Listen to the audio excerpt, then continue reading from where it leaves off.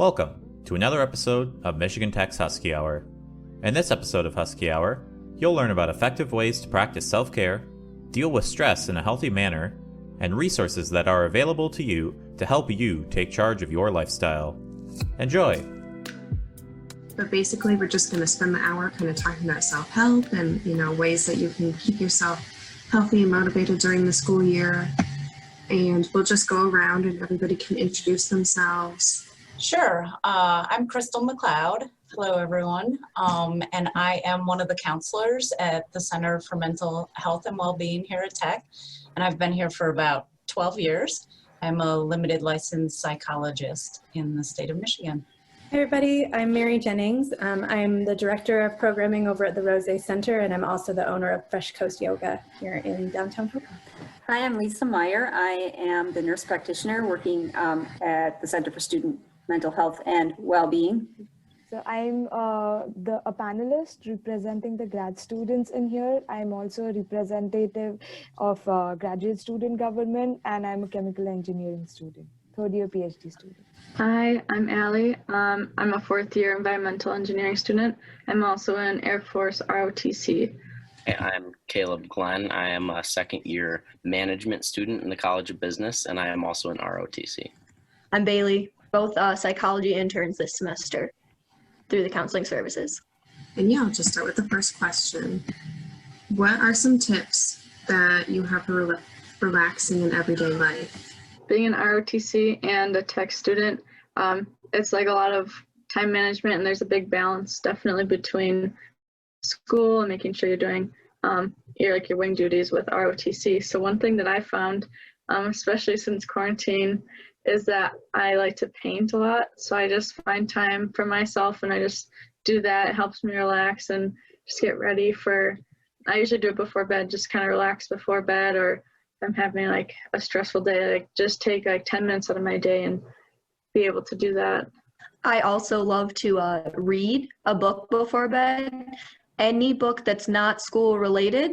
I find it really enjoyable to go for a walk, but since it gets so cold so fast up here, I find that the gym is a good replacement for that. Even just walking on a treadmill, putting headphones in and listening to any sounds that might resemble nature and stuff like that. I am a person who likes fragrances, and so I'm a lot into aromatherapy, and I always have some candles lit up or some essential oils going around depending on what flavors I have.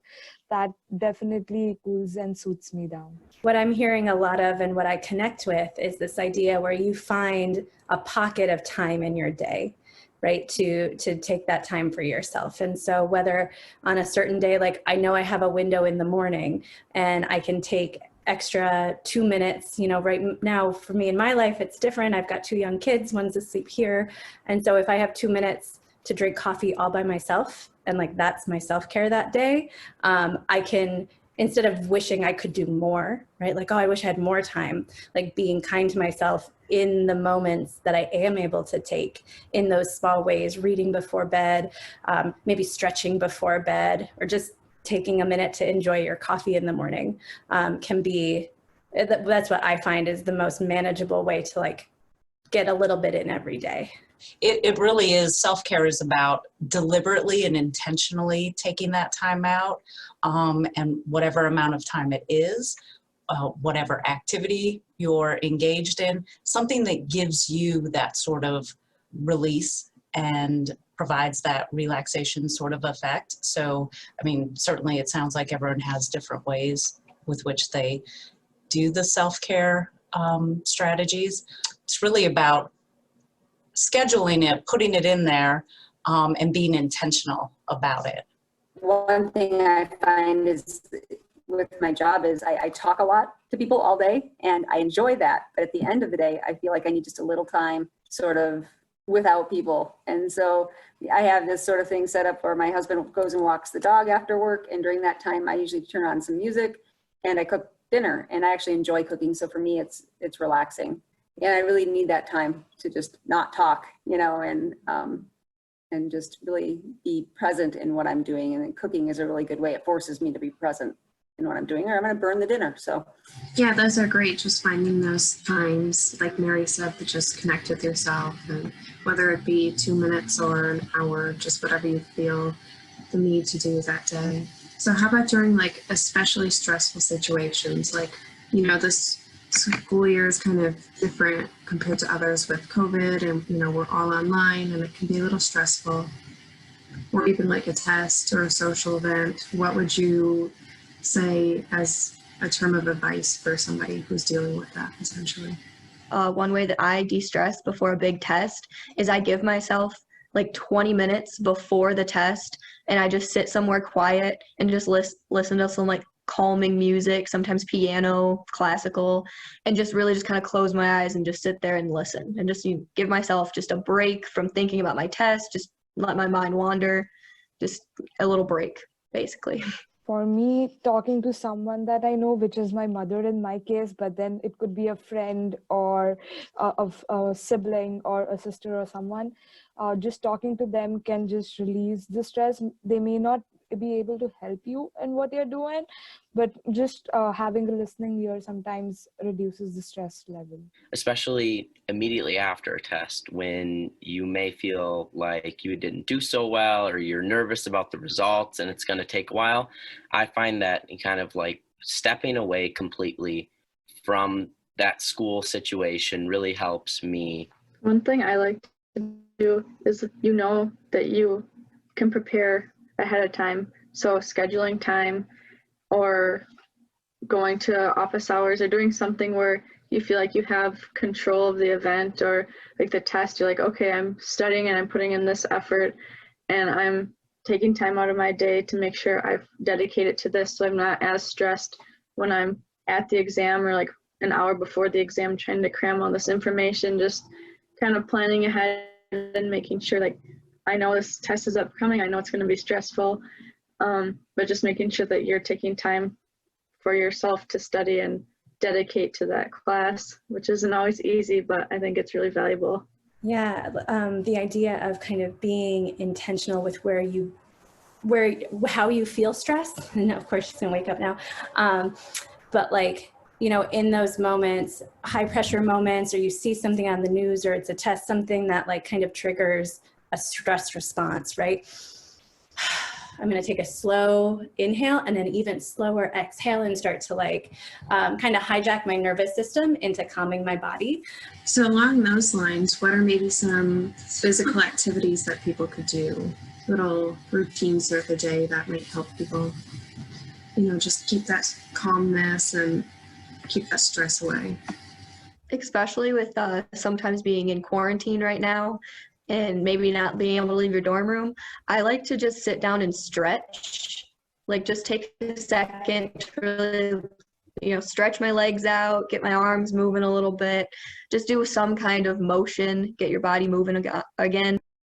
Yeah, and then in the winter, I was kind of at a crossroads, because I'd never been really in a place with this much snow.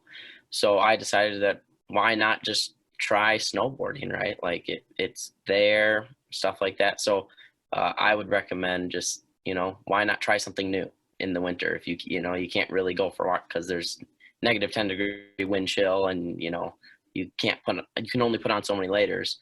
But why not, you know, talk to your friends, see what they've been doing in the winters, you know, maybe even ask someone. Like in ROTC, we have a close-knit group of people like who have been here before us. Ask them, hey, what do you do? So I feel like it's a good idea to try something new. So now, instead of saying maybe some examples of what you would do, what are your favorite things to do to relax? Like, I know we kind of already touched on that, but maybe we could focus it more towards COVID. Just like, how are you handling everything right now? Maybe what are some things that students might be able to take away? So before, I used to paint during my 10th grade, and during all the studies up until PhD, I just gave up that. But during this COVID lockdown, I started painting again, and that kind of refreshed me. And I started cooking because you can't go out and have food. So cooking has also been therapeutic for me, but now I have the time to invest on it. So these are something that I took up again.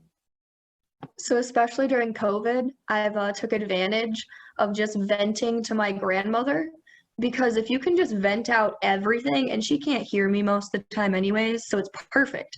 I just vent it all out, and I just let everything that I've been stressed about or worried about, and she's just, uh-huh, that's great, honey.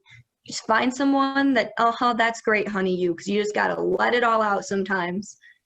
I think that's a nice example, Bailey, of ways in which you can reap the benefits of self-care without, spending too much time. I always hear from students, I don't have time. I don't have time. I don't even have time to put together a schedule of what I need to be doing when.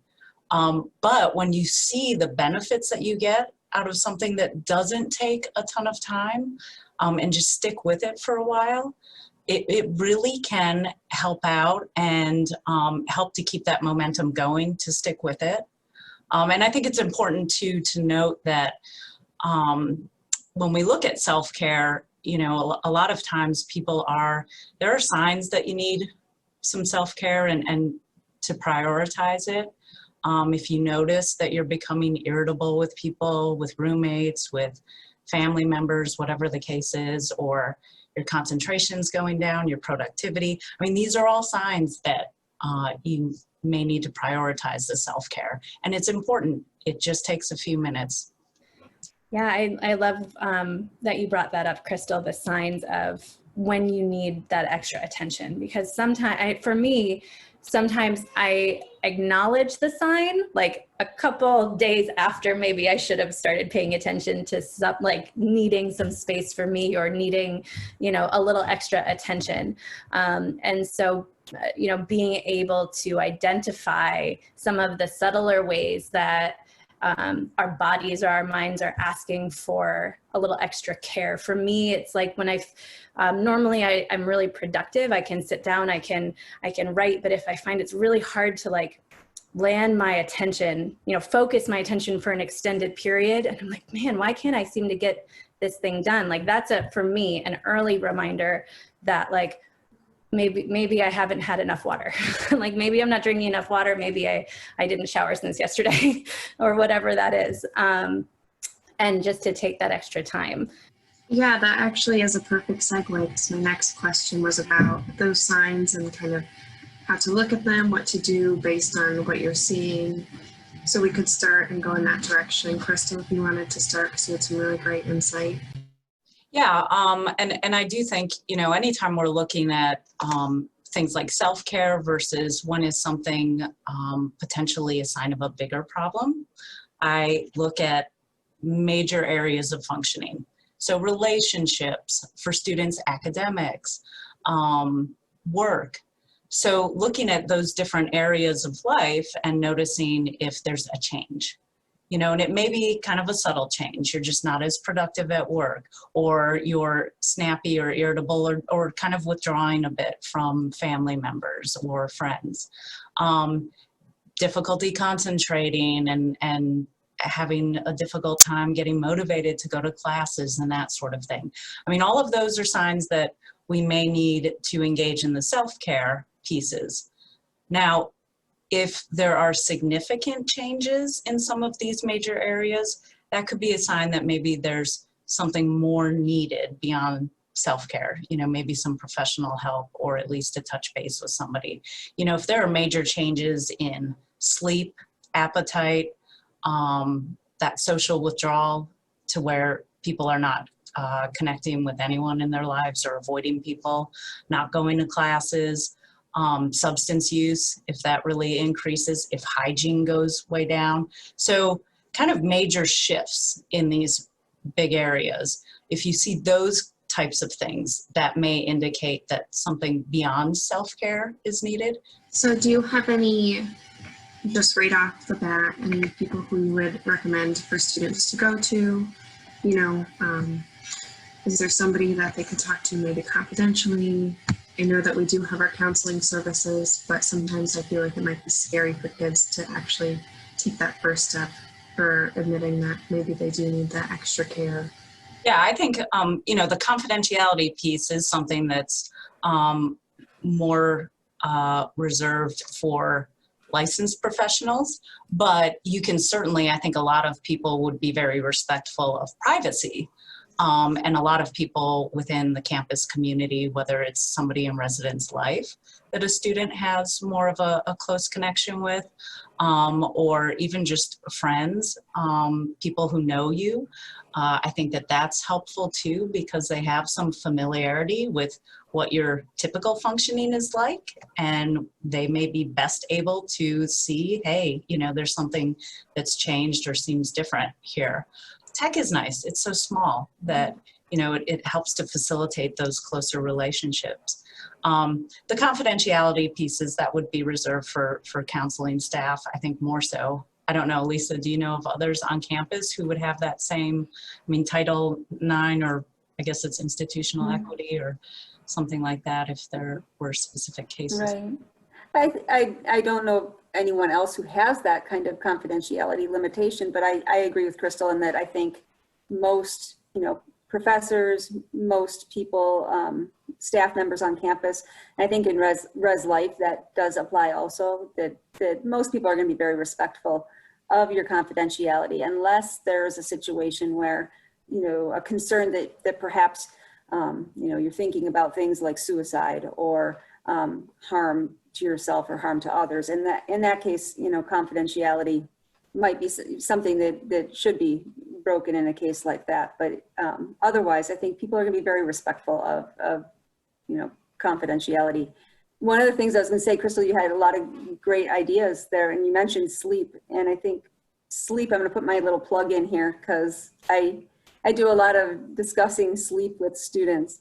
And it is very underrated as a self-care, I don't know if you call it a technique or not, but it's underrated in terms of the impact that it has on your functioning and on a student's functioning, on everyone's functioning. And especially because a student is trying to learn, you know, retain this new information, and brains just really need adequate amounts of sleep to be able to retain information and to learn new material. And I know students are busy. And so what usually ends up happening is that you have more work than you have hours in the day, right? So what happens is that bedtime gets getting pushed and pushed and pushed, but you still have to wake up at the same time. You know, most of the time people have classes in the morning or work or something, and the first thing to go is sleep. And I try to encourage people to think about their sleep time as negotiable. It's just not, it's not negotiable. So if that means you have to give up something else in order to get work done, to get to bed at the same time every night and get up at the same time every morning. And when I say the same time, you know, same bedtime every night, same wake time every morning, I mean roughly, like, you know, within, you know, an hour or two. It doesn't have to be exact, but it should be consistent. Consistency is sort of the key to good sleep. Maybe if we could just discuss some tips for right now at home, just with COVID. I know that we've talked about, you know, going for the walks and everything, but maybe just, you know, talking to a friend or finding that person to connect with, because I feel like those social connections are getting lost, and a lot of students are getting a little just flustered almost with that. Things that maybe not, we talked about not to do with COVID, and one of the things that I find with myself, and I encourage my students as well, is to maybe not spend so much time online reading about COVID and talking about COVID and seeing news about COVID, and, you know, limiting exposure a little bit. I mean, all of us want to stay informed, and I think that's healthy, but there is a point at which I think you can be over-informed and spend so much time interacting with that material that it becomes overwhelming and kind of makes the problem worse. This isn't COVID specific, but just in terms of self-care, that also means maybe saying no. You know, part of self-care oftentimes, and I think especially for students who are very ambitious and put a lot on their plates, sometimes it's making a no list, whether it's, I'm not going to check my emails after 9 o'clock at night, or I'm not going to spend much time with this person who tends to be pretty negative when we're conversing, or, you know, whatever it is. But sometimes saying no, and, you know, like Lisa was saying, not amassing all this information about COVID and things that may facilitate some stress and worry and concern there. That's all part of self-care too. Yeah, this idea of boundaries, right? Like boundaries with your mental attention and your physical space. So if a boundary for you is like, I cannot consume any more COVID news, like your ability to show up to that for yourself, is so important, and it's a practice. And so if you can be intentional about one area, starting with one thing, that Hannah, like you were saying, where to start, just try something, whatever is through this conversation or in your own thoughts, like whatever is popping up to you. Oh, I can take 10 minutes to stretch before bed at night, or to paint, or to not, read so much news. Like that seems like a place to start. Try it, and then try to show up to that for a little while and see if you notice a difference in how you feel. I would like to add something to what Mary said. Sometimes calming helps, but for some people, just listening to loud music, or if they love dancing, even that helps to, just focus your mind on what you're actually doing right now. You're living the moment, in the moment, rather than thinking about all your stuff. So I am a person who likes both, and it depends on my mood, that if I want to do a calming exercise that day or do something else. I usually prefer Zumba, depending on what I like. But yeah, that is something that will take you off the moment and help you just ease out your brain. Yeah, I would agree with that. It's definitely important. We can tell you all these self-help tips, and like they're all great, but you definitely have to try them out for yourself and see which like works best for you, because everyone has different ways of calming down and relaxing. So it's definitely important to just, if something doesn't really feel like it's working for you, try the next idea. Like find what matches your personality. And self-care is a really trendy term right now, and I feel like it can be easy, especially if you're newer to a self-care practice, or maybe you had been doing self-care but you never put that label on it, like, oh, going on a run after school, that was actually my self-care, labeling it that. And so not to get discouraged if you try something and you don't, and it's not clicking for you. Like me in meditation, oh, I want to meditate, I want to be a meditator, I don't know why, but it's so difficult. And so if I, instead of getting disappointed and then seeing a lot of, on social media, on the internet, lots of people use self-care in advertising now and to sell all kinds of things to you, it might be easy if you're new to this to feel like you're not doing it right, or it's not working. And so it's just being patient with yourself in that process, which is also a self-care practice, just showing yourself a little compassion and patience as you try some new stuff and are kind of maybe uncomfortable as you navigate, how to make that space, that time, that care for yourself. And kind of along with that, it reminded me of, self-care with eating habits. It takes a little bit, I would say about 3 weeks if you change your eating habits for quote unquote results to show, or for you to feel a difference. So if you do find something that you're doing that with self-care and you're continuing to do it, I would recommend that you stick with it for at least 3 weeks before you give up or decide to go to something else. I find that the biggest thing I hear from students is I think Crystal touched on it and some other people touched on it, is I don't have time. I don't have time. I don't have time. I don't have time, right? And I encourage students, and sometimes I'll even do it with them, to actually make a daily schedule, which sounds really boring and rigid. But if you think about it, you have schedules for your classes and you have schedules for work. And if you don't schedule in, we were talking about it being intentional, you don't actually write it down, put it in a block on a time, day and time, it's going to get overrun by other things. It's going to get overrun by, studying or socializing or whatever, which socializing can be self-care, but, things like exercise. If it's not written down in a schedule, like I do this every Tuesday at whatever time is my time to exercise. I know for myself, if I don't have that kind of, at least in my head, of what time I do things, I won't do it. I just won't do it. I will forget. Other things will take priority. So, scheduling that self-care, whatever your self-care is, I think is helpful in terms of just remembering to do it and to get motivated. I think Caleb was talking about that, like with eating even, even scheduling in meal times and even snacks for some students because they forget to eat because they're busy. They're so busy. Mary had mentioned patience with oneself, and that is, like you said, it's certainly an aspect of self-care. And it's one that, just being kind to yourself, talking to yourself in a positive manner, it really doesn't take time out of your schedule, right? It's just a way of shifting things.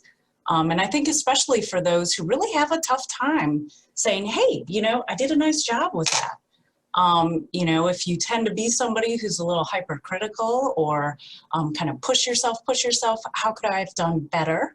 It feels different to start talking to oneself in a way that's a little more, taking credit for what's gone well.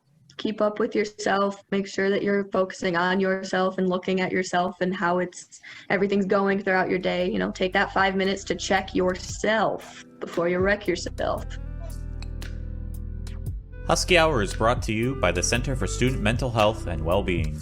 Visit mtu.edu/well-being for more information about programs, events, and workshops. Thanks for listening.